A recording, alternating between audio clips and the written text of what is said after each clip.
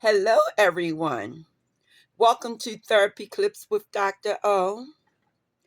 I am from the organization Human Service Consultants. Our topic for tonight is red flags in relationships. So I chose an article, 15 Red Flags in a Relationship that you should pay attention to, according to the experts. And so this article was published in 2022. The writer, Shannon Zitz. So always give credit to the author. And so now, based on this article, anything can serve as a red flag in a relationship, such as things that relate to physical or emotional abuse. And these things should never be ignored. However, what is the true definition of a red flag? A red flag is a problematic behavior that you see in somebody that is possibly going to lead to a bigger or ongoing problem with that person. Now, Chelsea Reed, PhD, licensed professional counselor, gave us that information. She is an author and she's a mental health counselor. And her authorship is based on a text that she's written, Sexpert, Desire, Passion, Sensation, Intimacy, and Orgasm to Indulge in Your Best Sex Life. So, we're moving into our topic. So, like I said before, red flags can be just about anything. It could be something as simple as running late for a date, or something more serious, like your partner acting with disrespect. So, these are some of the things that we need to pay attention to when we are looking for red flags.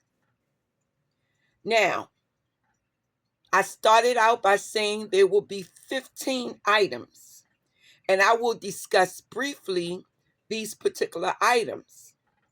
Number one is love bombing. So now, love bombing means that the person is being inundated with a lot of love talk from the very, very beginning. Or they may be rushing into a relationship way too fast. This is only a big flag, a red flag. They are not probably in a healthy place themselves. So that's just something to look out for. The person who love bombs you. Lack of appreciation is number two. Now, on the other end of the spectrum, you have someone who may not appreciate you. This partner doesn't cherish you.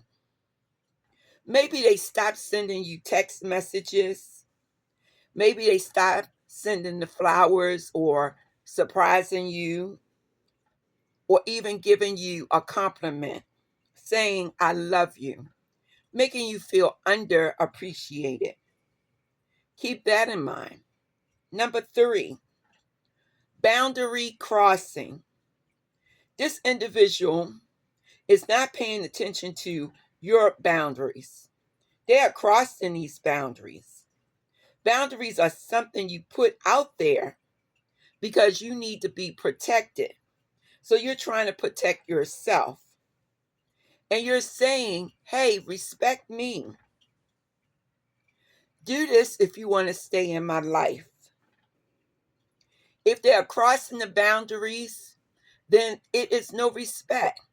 So keep that in mind when you're making your determination for a lifelong partner. Number 4 is lack of communication. So problems are going to be a part of every relationship.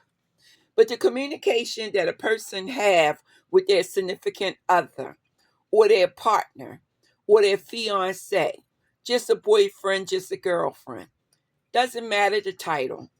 What matters is that communication needs to stay open, because you need to get through the tough spots in a relationship, and you need to be able to iron out any disagreement that you may have with that person.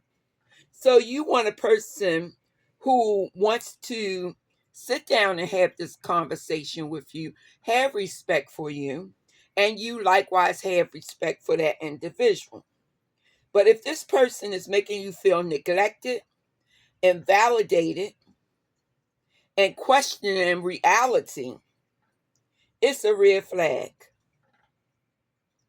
Number 5, unwilling to compromise. Yes, this person may be being too stubborn, too selfish, thinking about their own needs, not thinking about their partner's needs. And when you're in a relationship with someone, both parties need to win. It's a win-win situation in a relationship. So there's no 80-20 where one person is getting 80% and the other person is getting just 20%. It should be a more equal type of situation. Now, the reality is 50-50 relationships may not occur, but at least should be 60-40, wouldn't you think? But not 80-20. That's absolutely absurd.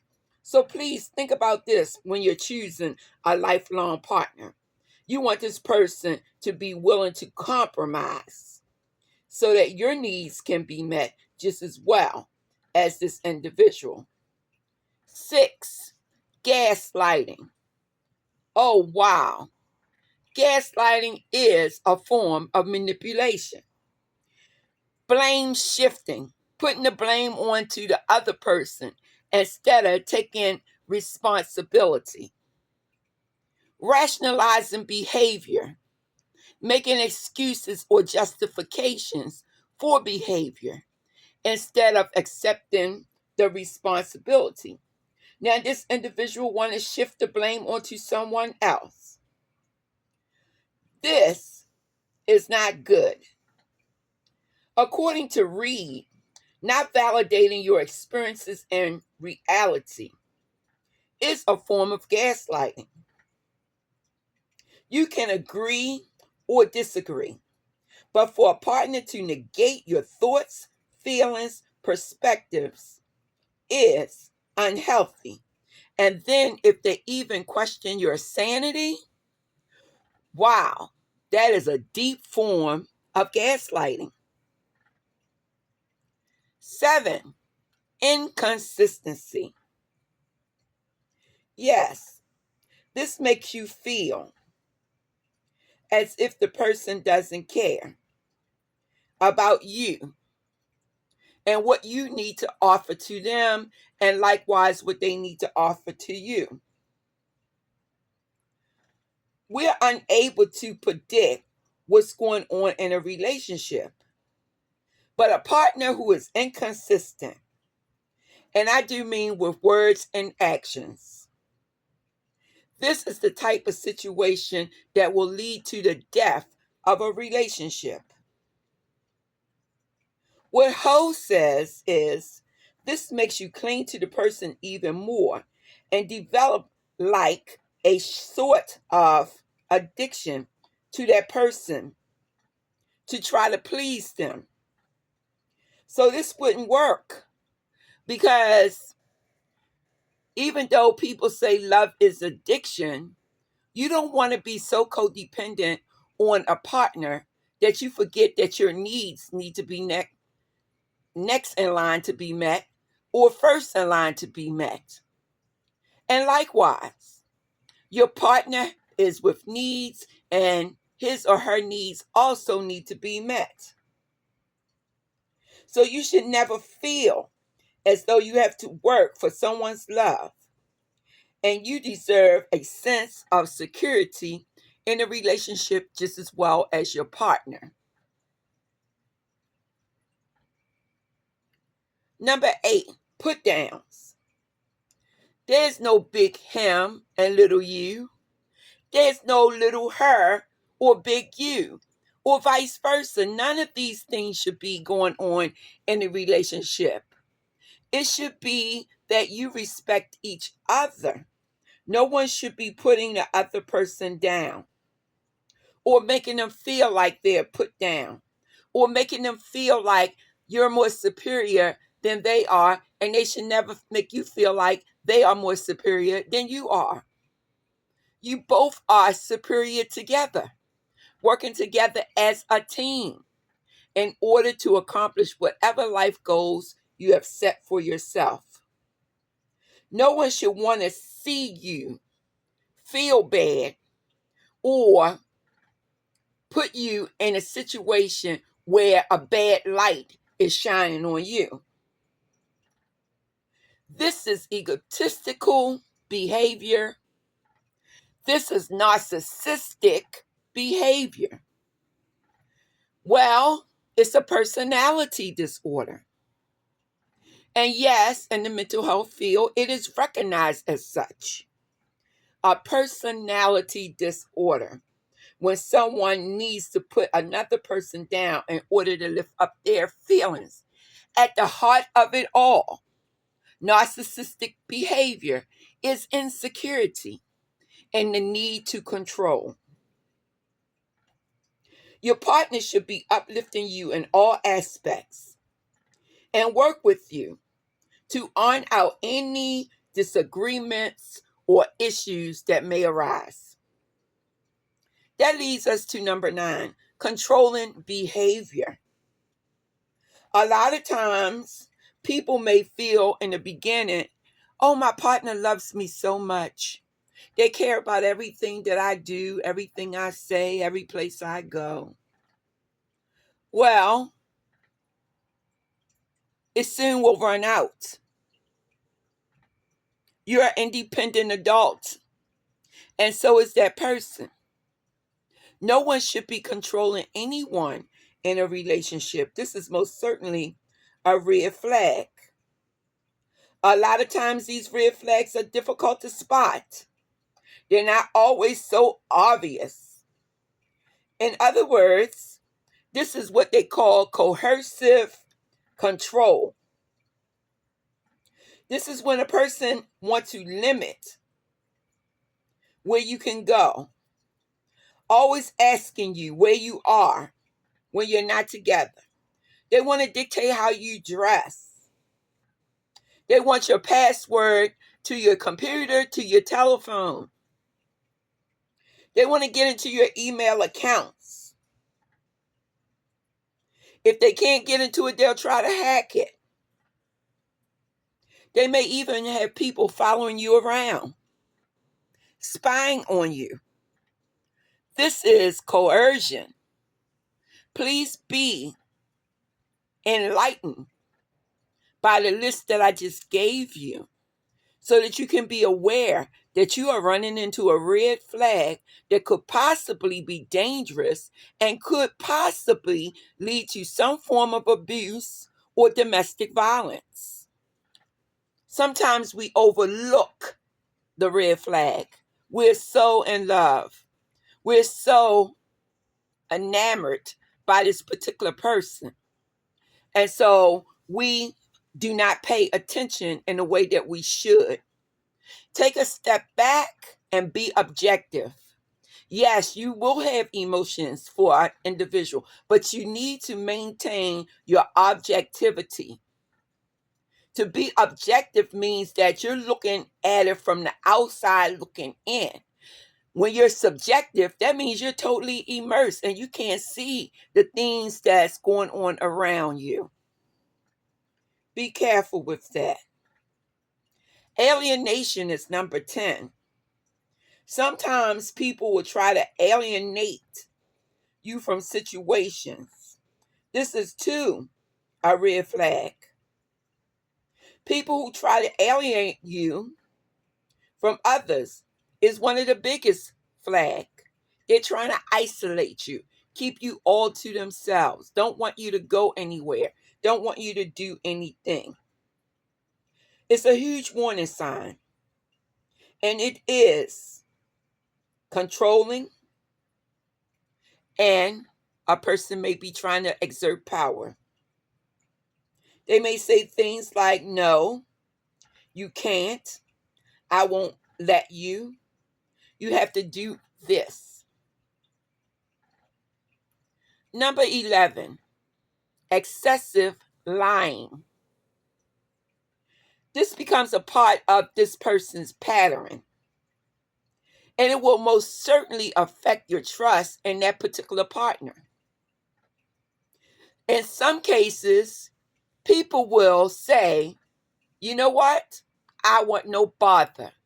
The lies are pathological.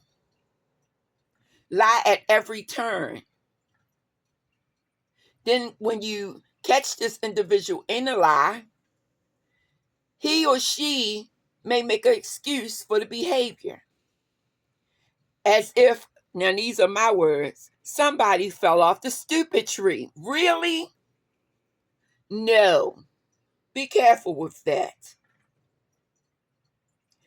Well, catching your partner in lies, whether small or big, can be difficult to deal with. It makes it hard to build a solid, trustworthy foundation necessary for all healthy relationships. Yes, these words were written by Shannon.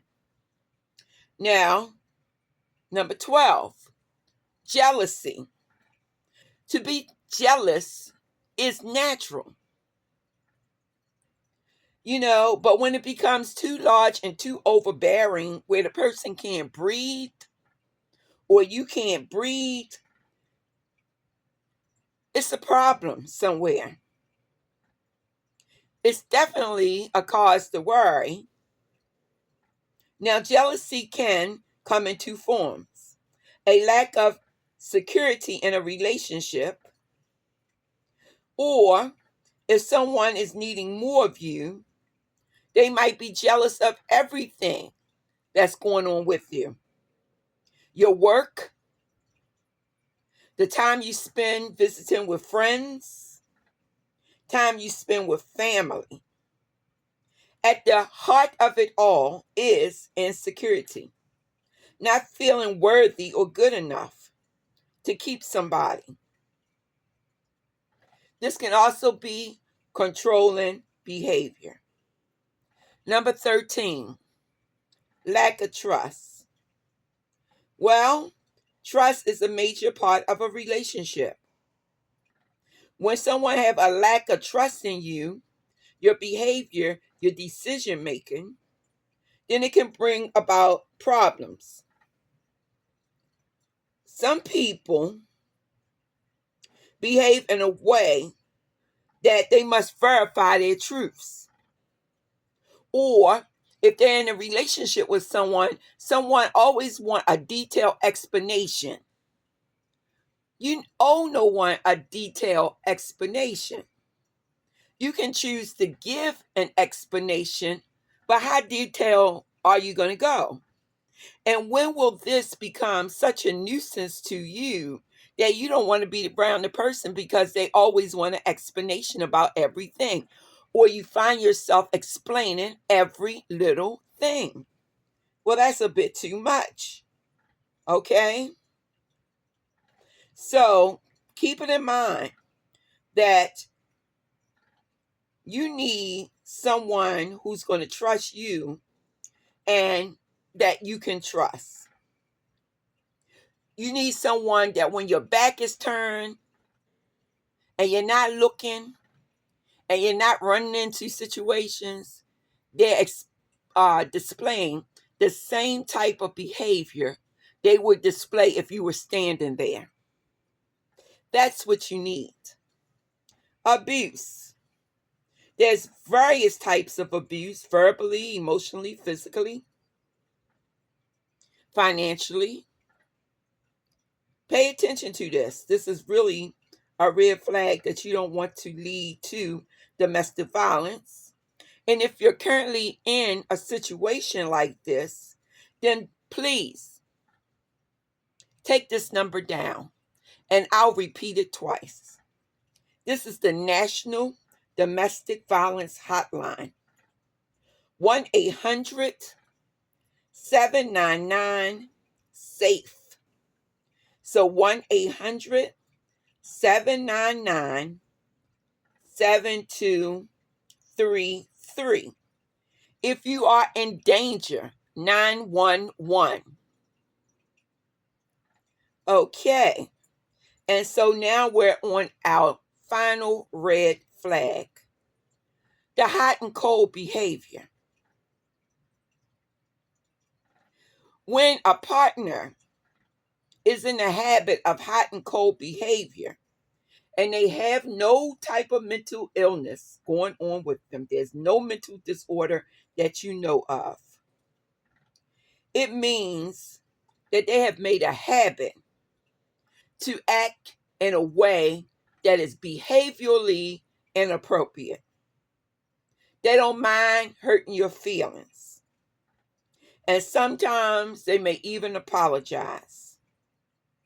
A lot of times they want to come with the flowers and the gifts and everything just to ingratiate themselves with you again, instead of saying,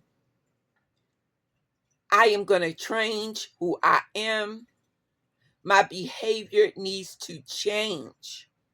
I need to stabilize myself, take responsibility, and really put in effort for my relationship. A lot of times when they say, I'll never do it again, it gives whoever in a relationship hope. And this hope will lead to more time spent in a relationship, and then the behavior will occur again. So it's hard to break the cycle.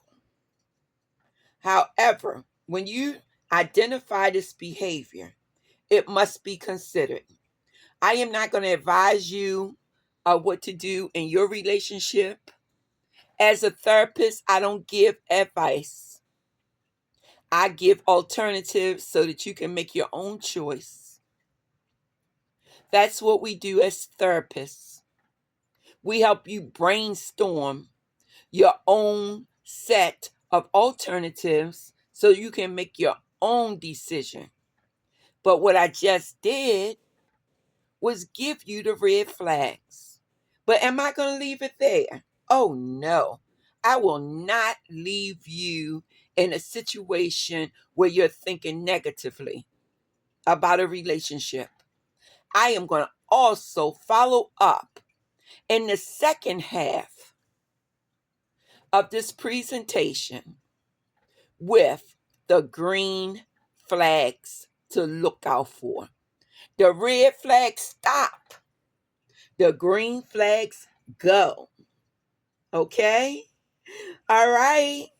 Well, it was nice talking to you. And thank you so much for listening to this therapy clip with Dr. O. I'm Dr. O, by the way.